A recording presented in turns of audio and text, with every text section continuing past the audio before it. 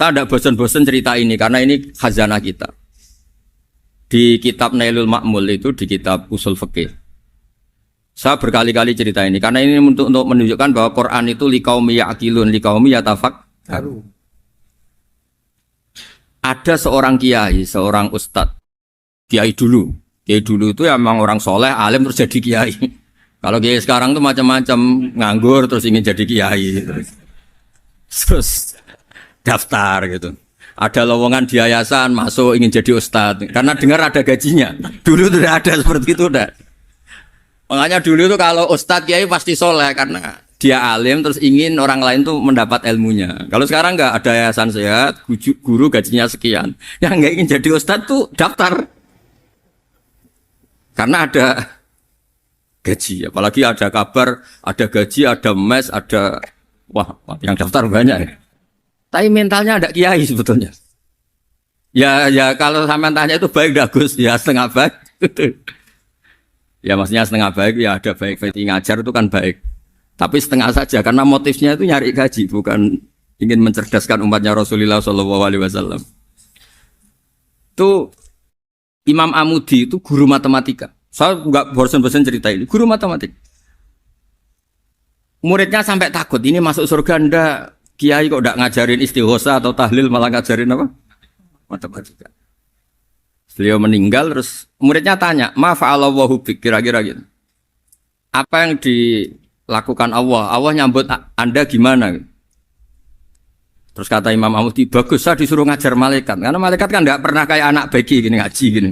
Malaikat itu tidak pernah ngaji, dia iman saja karena tahu surga, tahu neraka terus iman gitu aja. Jadi imannya malaikat tuh enggak keren kita. Imannya loh ya. Loh itu yang ngendikan Nabi loh, tidak saya.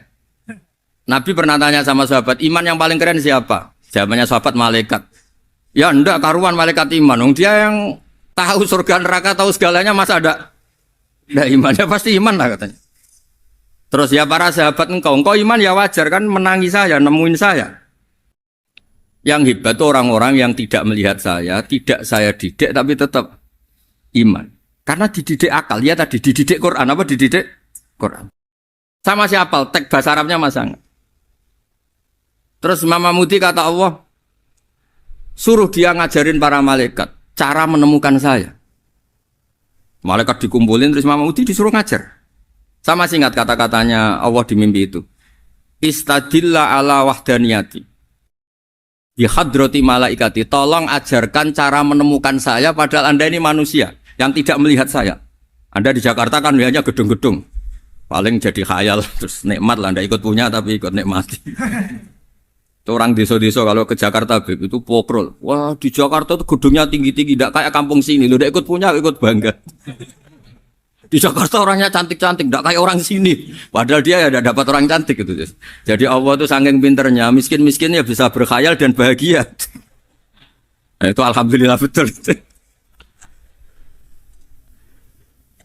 Akhirnya itu apa ini anak-anak begini saya tak niati ngajar standar anak-anak akademik. Terus pertama yang diajarkan hanya bilang gini, sama siapa teknya? Ya malaikat wahi para malaikat. Terus beliau bilang, nisbatus naini wassalasah ila malanihayatalahu nisbatul far'i ilal asli. Angka itu jumlahnya berapapun 2, 3 sampai triliunan. Semuanya itu nisbatul far'i ilal asli. Binisbat ilal wahid nisbatul far'i ilal asli. Angka 2 ya cabangnya 1, 3 cabangnya 1, 1 triliun ya cabangnya 1. Tetap yang asal usul adalah angka 1. Itu nangis semua malaikat. Cara Jawa itu mandekman kowe iman kaya imanku. Makanya imannya umatur Rasulullah SAW itu PD-nya yakinnya kayak imannya malaikat. Kalau Tuhan itu 1. Karena angka agak bisa dimulai kecuali dengan angka 1. Makanya nisbatus naini wassalasah ila malani hayatalahu iku nisbatul far'i ilal asli. Semuanya itu nisbatnya cabang ke induk. Berarti semua alam raya ini tetap asal usulnya 1, yaitu qul huwallahu ahad. Nah, itu namanya akal. Umatnya Rasulullah itu ditinggali mukjizat akal lewat panduan Quran sehingga meskipun kita tidak menangi Rasulullah, tidak menangi sahabat, kita tidak tahu malaikat Jibril, tapi cara iman kita ini tidak kalah keren. Yakin hakul yakin. Terus kedua, gambar. Kamu gambar rumah, gambar hewan, gambar apa saja, mesti dimulai satu titik. Entah gambar kamu bagus, entah jelek, tetap dimulai satu titik. Nah, titik ini namanya nuqtatul wujud. Semua alam raya dimulai dari satu titik, yaitu nuqtatul wujud. Makanya Quran dimulai bismillah, dan bismillah itu dipilih sama Allah pakai pertama ba itu ada titik. Itu kata semua ulama. Itu titik itu singkatan dari bi kana makana wa bi yakunu mayakun. Karena saya semuanya ada. Bi itu karena saya. Jadi makanya santri-santri beki tidak usah bayangkan kamu jadi wali terus bisa terbang ke Mekah, tidak usah. Kalau terbang ke Mekah ya sudah umroh aja bayar. Kalau enggak ya maklaran KBH atau apa. Pokoknya cari gratis itu. Ya gratis kan ya. Dapat orang 10 gratis satu. Terus orang enggak umroh-umroh dirayu-rayu supaya umroh. Repot. Itu pelanggaran fikih itu. Kalau orang punya utang itu wajibnya nyaur utang dulu gitu. Wah, repot. Saya itu juga sering bingung di kampung-kampung. Gus sama umroh. Kenapa? Dapat gratisan. Minta uang saja buat nyaur utang, enggak boleh. Wah, secara fikih yang wajib itu nyaur utang bukan umroh. Enggak boleh Gus diminta uang, enggak boleh, harus umroh. Udah gitu saya ini bingung Gus mau umroh, enggak nikmati. Kenapa? Disuruh ngajar Gus. Repot semua kalau ibadah mergawe ya jadi bingung semua. Ya saya mohon anak-anak BK semua yang seneng Quran itu harus seneng sampai kayak saya sehingga tahu mencari Tuhan dengan cara tauhid yang berbasis akal. Itu sedzahir imannya malaikat. Jika di klasmen iman itu manusia ulul ilmi, kita-kita yang nekuni ilmu itu nomor 1 prakteknya. Karena nomor 1 itu Allah karuan kan syahidah wa, Allah kan enggak tertandingi syahidah wa annahu la ilaha illa huwa. Terus wal malaikatu, malaikat kan karuan karena langsung menyaksikan surga. Dan ketiga apa? Wa ulul ilm. Berarti prakteknya kan nomor 1. Kalau kompetitornya semuanya manusia, ulul ilmi nomor berapa? 1 kan? Nah nomor 3 kan dari Allah, malaikat, ulul ilm. Berarti kalau kompetisinya antar manusia nomor berapa? 1 kan? Nah kenapa ulul ilmi di nomor 3 kan tapi dari Allah, malaikat, ulul. Kerennya kayak apa? Karena cara iman ulul ilmi itu enggak ada ragunya sama sekali. Kamu ragu enggak kalau 2 itu cabang dari 1, asalnya 1? Enggak pernah ragu kan? Semua gambar seruat apapun dimulai dari 1 titik, ragu enggak? Enggak kan? Nah imannya umatnya Nabi karena dipandu oleh Quran itu seyakin itu, sehakul yakin itu. Nah itu terus Jubair bin Mut'im jadi iman. Am khuliqu min ghairi syai'in am humul khaliq. Terus kata Allah lagi, kalau kamu tidak percaya saya yang bikin langit bumi ya gampang dong. Kamu saja yang ngomong kalau kamu yang bikin. Paling orang sepakat kamu stres. Terus hanya ayat gitu, am khalaqus samawati wal ard. Kalau kamu tidak yakin Allah yang bikin ya silakan Anda klaim saja kalau kamu yang bikin langit bumi. Bala yuqinun. Kamu juga gak mau kan dibilang stres. Ya, ini ngaji ilmu dulu, nanti bagian terakhir ijazah. Bismillahirrahmanirrahim. Ini riwayatul Bukhari. Haddatsana Abdullah bin Yusuf, haddatsana Les, haddatsana Sa'id al-Maqburi an Nabi Hurairah radhiyallahu anhu qala Nabi sallallahu alaihi wasallam. Ma minal anbiya'i nabiyyun illa qad u'tiya minal ayat ma mithluhu amana alaihil bashar. Wa innama kana alladhi utituhu wahyan awhahu wa ilayya fa arju an akuna aktsarahum tabi'an yaumal qiyamah. Dados kita tahu semua nabi itu punya mukjizat. Ya, semua nabi itu punya apa? Mukjizat. Mukjizat itu hal yang luar biasa yang memastikan manusia itu tidak bisa menyainginya atau menandinginya. Dan rata-rata mukjizat nabi dulu itu fisik. Misalnya ontanya Nabi Soleh itu kan onta tapi keluar dari batu, itu kan aneh. Aneh sekali. Atau tongkat Nabi Musa bisa simsalabim mengeringkan laut apa? Merah. Semua Nabi itu punya mukjizat dan semuanya berbentuk fisik. Kecuali mukjizatul Rasulullah Shallallahu Alaihi Wasallam itu berupa Al-Quran. Al-Quran itu konsep ilmiah. Terus kata Rasulullah Shallallahu Alaihi Wasallam, tapi saya karena Quran itu justru berharap pengikutku besar dan sampai hari kiamat. Sekarang kita logika ya. Andaikan kamu punya tongkatnya Nabi Musa, kalau kamu suka uang, kepikirannya dijual apa dipakai?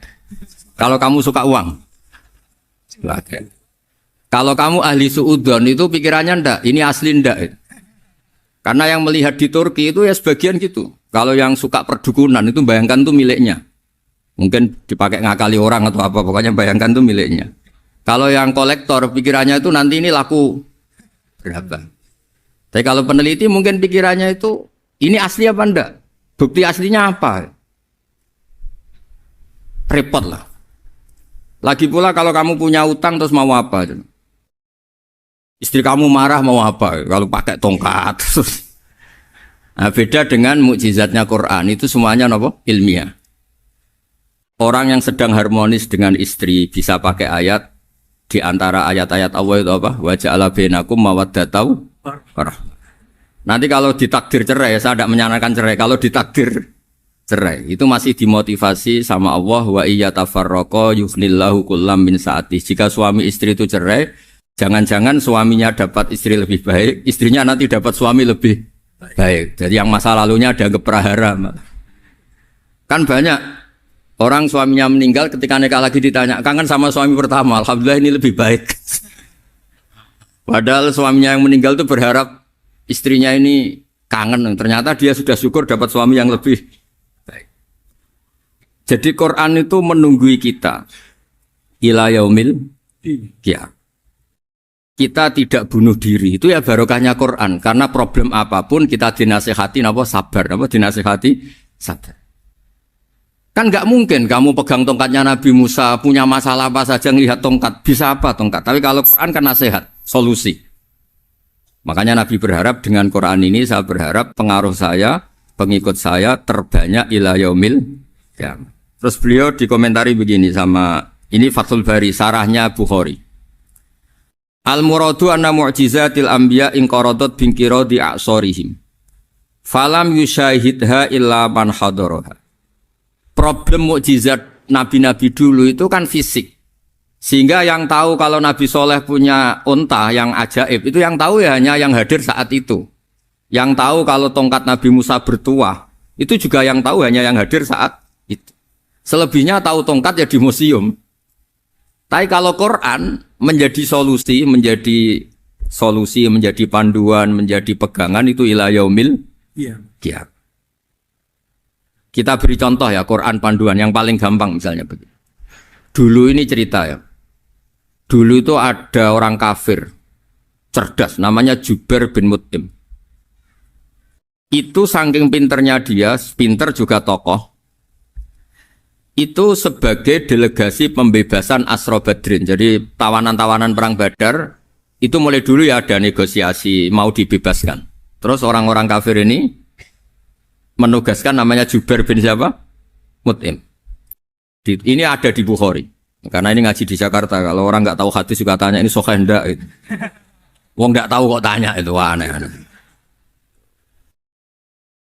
Padahal kalau dibodoni itu ya nggak tahu. Tapi ya tetap tanya, hadisnya ini sahih ndak?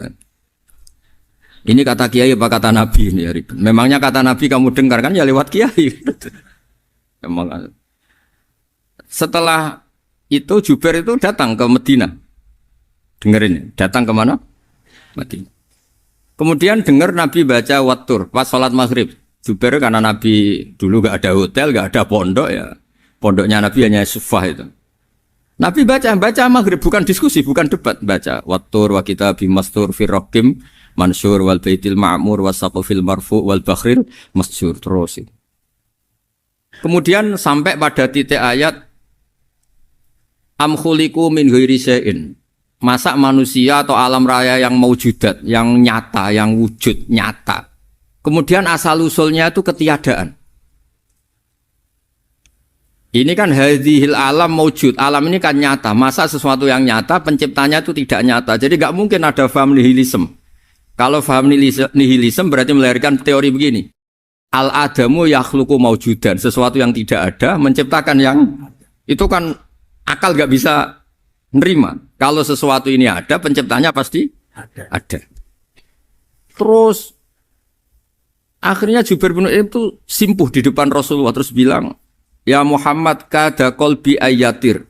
Hampir saja hati saya terbang. Kalau riwayatnya Imam Ahmad, faka'anna masudi akal bihati, saya ini hancur. Semua teori yang saya bawa untuk ngelawan kamu, sekarang luluh semua, hancur semua.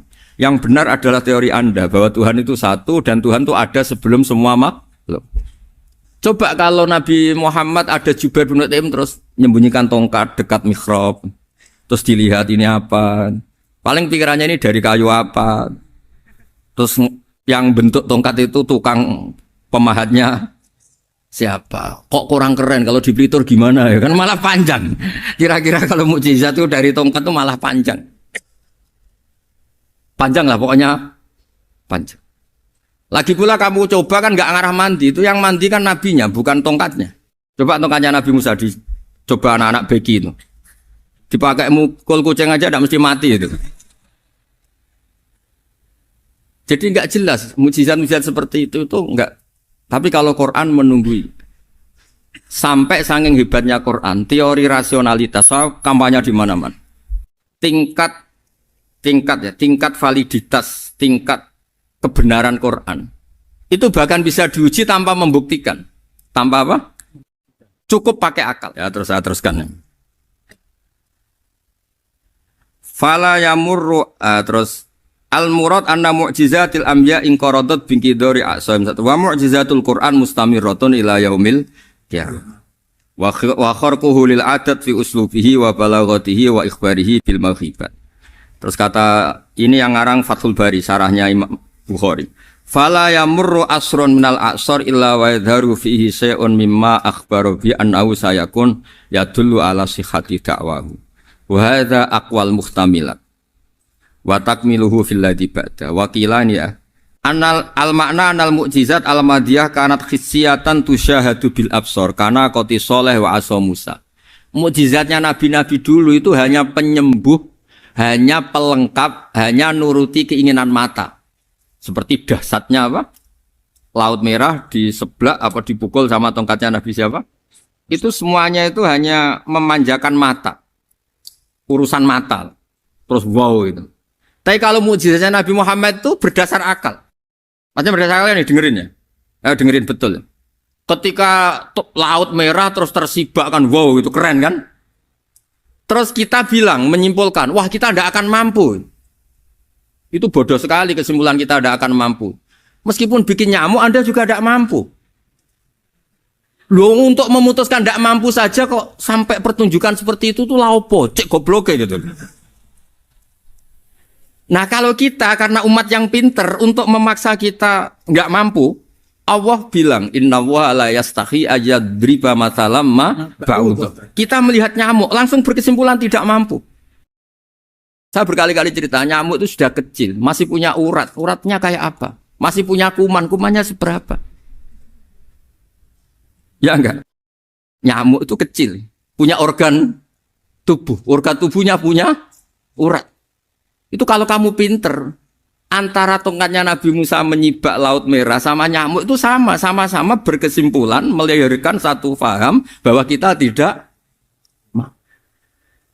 Loh, untuk memaksa tidak mampu saja kok menuju pertunjukan ada onta keluar dari batu, Nakotu Soleh, ada tongkat yang bisa mengeringkan Laut Merah.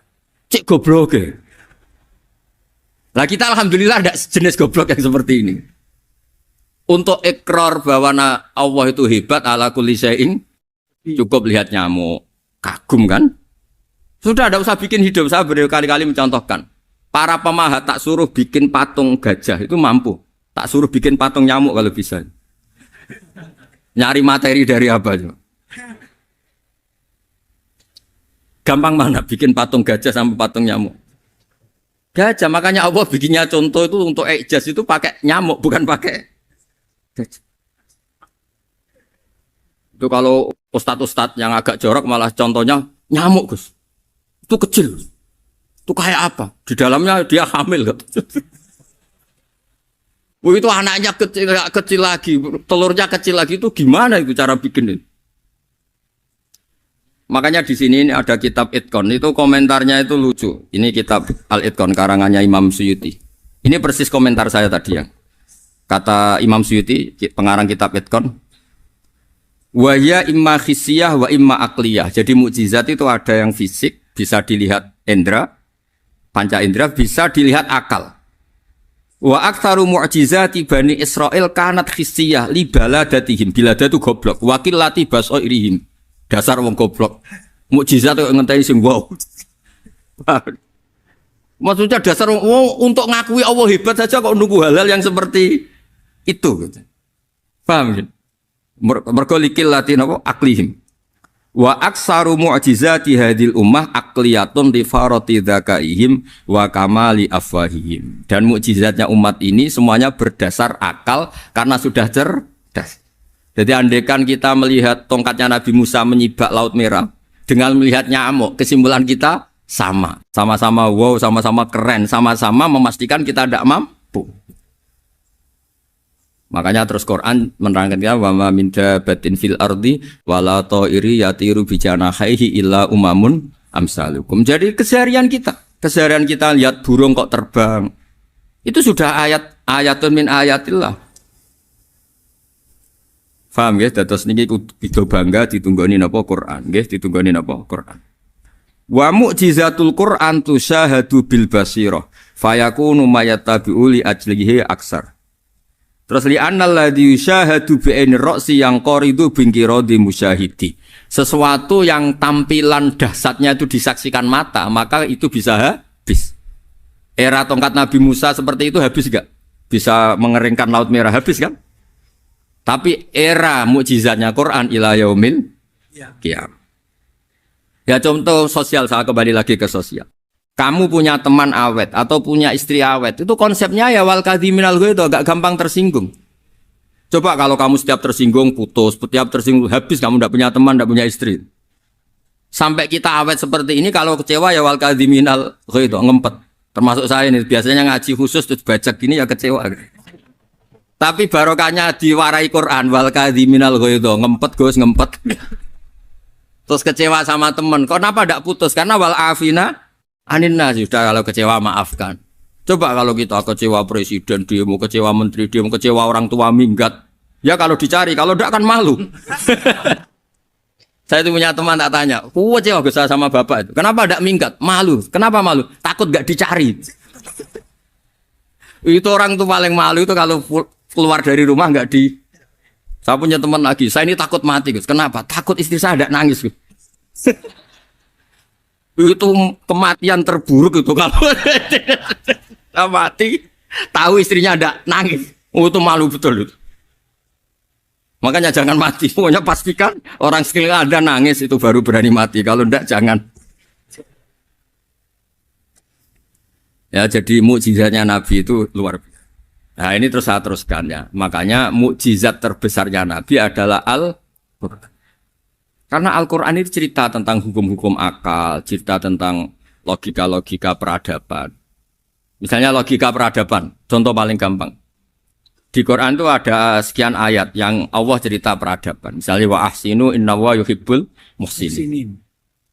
Itu dikutip, terus kemudian disimpulkan dalam peradaban. Kata Sayyidina Ali karramallahu wajhah ngendikannya gampang. Ahsin man syi'ta takun amirah. Kamu berbuat baik saja sama seseorang, maka otomatis kamu akan jadi pemimpinnya. Ada orang nggak tamat SD, nggak tamat papa, gobloknya minta ampun. Tapi karena gaji seorang pakar, kamu tak gaji 1 bulan 1 miliar, perusahaan saya jadikan besar. Itu dikongkan ngalor ngidul ya nurut. Hanya karena dia ihsan. Terus wastaghni amman syi'ta takun nadhira. Saya ulang lagi. Wastaghni amman syi'ta takun nadhira. Dan kamu jangan butuh orang lain, siapapun dia, maka kamu akan setara. Misalnya ada menteri orang antri mau salim, tapi kamu tidak butuh, kan tenang saja. Tapi kalau kamu butuh, habis kamu. Ya kan? Kamu tidak butuh seseorang, maka kamu posisinya akan setara. Kamu harus sopan karena punya utang jasa. Kalau nggak punya apa-apa kan setara. Ya enggak? Misalnya kamu jajar rektor atau jajar menteri, jajar apa saja. Kalau kamu tidak punya utang kan, kamu jajar menteri tidak punya utang. Sama jajar satpam tapi punya utang, takut mana?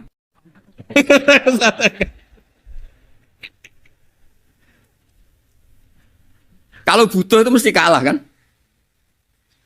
Ada pejabat misalnya nggak begitu cantik sama perempuan cantik yang kamu butuh ingin dicintai, takut mak. Padahal gak jelas orang ini pangkatnya apa. Gak jelas. Jadi dalam hukum sosial itu kata Sidin Ali, wastahni aman syi'ta takun nadhira. Kamu jangan butuh seseorang maka kamu akan setara.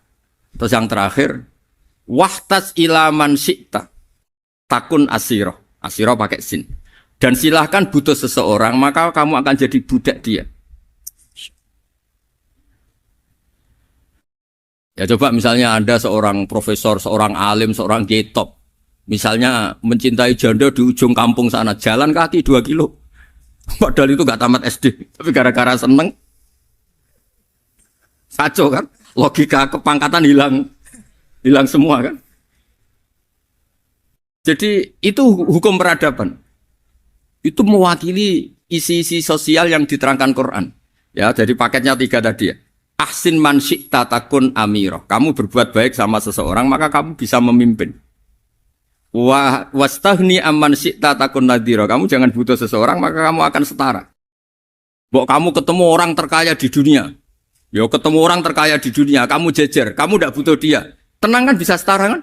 Tapi kalau butuh harus sopan, ngajukan proposal, harus berakhlak karimah. Makanya sekarang Anda kok berakhlak kenapa? Ternyata mau nyalek. Biasanya Anda berakhlak kok berakhlak. Ada apa ini? Makanya guyonan di Rembang itu Beb Husain itu. Kalau ada orang mendadak sopan sama temannya, temannya curiga. Kok tumben sopan? Mau utang ya? Zaman akhir itu kacau.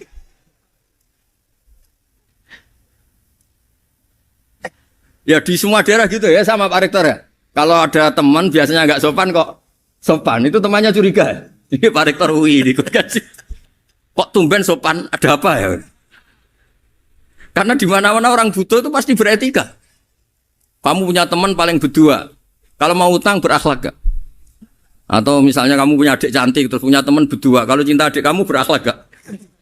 Biasanya nggak sama sekali gak berakhlak. Gara-gara butuh menjadi berakhlak. Ya jadi hukum sosial itu ya kuncinya 3 tadi. Ahsin man syi'ta takun amira. Wastahni amman syi'ta takun nadhira. Terus wahtas ila man syi'ta takun asira.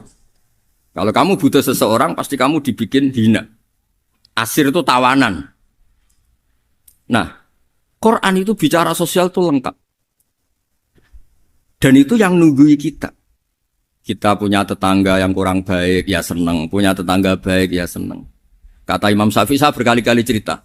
Kok seneng semua Imam Syafi'i? Ya bagus lah. Kalau yang seneng saya enak lah. Dijak jagongan, dijak ngopi enak. Yang gak seneng saya, gak ngarah utang. Uang itu nak, kamu punya tetangga gak seneng kamu. Aman kan? Aman. Gak akan pinjem uang kan, pinjem mobil. Uang gak seneng kok. Makanya Imam Syafi'i itu kalau ngedikan luar Syafi'i, diceritain orang. Ya Aba Abdillah bagiannya. Ya Aba Abdillah orang itu gak seneng kau. Bagus lah. Loh kenapa bagus? Waman asa'a ilaika faqad atlaqaka. Orang yang enggak seneng kamu maka membebaskan kamu. Enggak akan pinjam uang, pinjam mobil, enggak akan ganggu waktu kamu kan enggak seneng. Justru yang seneng-senengi masalah pinjam terus. Imam Syafi'i itu orang yang anggap dunia itu selesai. Ada yang cerita, ya Aba Abdillah, orang yang tadi cium tangan engkau, yang hormat engkau di luar maki-maki engkau, ngerasain engkau, ngata-ngatain engkau. Ya bagus lah. Kok bagus gimana? Berarti saya wibawa, depan saya tidak berani. Berarti saya wibawa, di depan saya tidak berani. Berarti itu makomnya sudah kulillah, sumadarhum fi khawdihim, ya labun, sudah dunia itu selesai, sudah agak penting semua. Nah itu kalau kamu anak-anak beki ahli Quran, sudah ayatnya kulillah, sumadarhum fi khawdihim, ya labun, sudah lihat Allah saja agak penting, makhluk-makhluk itu. Dah makhluk semua agak penting, sepenting Allah. Nah kita ini ditunggoni mukjizat seperti itu. Bayangkan misalnya kita ditunggoni tongkatnya Nabi Musa. Saya ngajar di sini terus ini tongkat. Terus nanti yang tanya, Gus itu kayu apa Gus? Nanti yang kolektor tanya itu harganya berapa Gus? Ruwet apa? Terus yang ahli suudon itu asli gak Gus? Wah. Yang ahli suudon kan mesti tanyanya gitu, itu asli enggak Gus? Repot-repot pokoknya. Tapi kalau Quran kan jelas. Kenapa?